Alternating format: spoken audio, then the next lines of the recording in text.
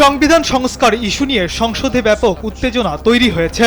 রোববার জাতীয় সংসদ অধিবেশনে সংবিধান সংস্কার পরিষদের বিষয়ে আলোচনার দাবি জানিয়েছেন বিরোধী দলীয় নেতা ও জামায়াত ইসলামীর আমির ডক্টর শফিকুর রহমান। এ নিয়ে সংসদে সরকারি ও বিরোধী দলের সদস্যদের মধ্যে ব্যাপক উত্তেজনা ও বিতর্ক তৈরি হয়েছে। ডক্টর শফিকুর রহমান বলেন, স্পিকারের পরামর্শ অনুযায়ী আমি যথাযথভাবে সংবিধান সংস্কারের বিষয়ে দাবি তুলেছি।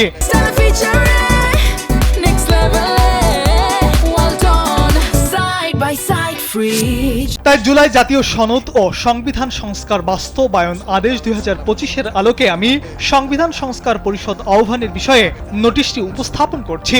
জামায়াত আমিরের এই বক্তব্যের পরপরই সংসদীয় কার্যপ্রণালী বিধি নিয়ে প্রশ্ন তোলেন সরকারি দলের চিফ হুইপ নুরুল ইসলাম। তিনি বলেন, আমাদের প্রথা অনুযায়ী তারকা চিহ্নিত প্রশ্ন এবং 71 বিধি শেষ হওয়ার পরেই যে কোনো বিষয় উত্থাপন করা হয়। তিনি বিরোধী দলীয় নেতাকে অনুরোধ করে বলেন, বিধি শেষ হওয়া পর্যন্ত আপনাকে অপেক্ষা করতে হবে।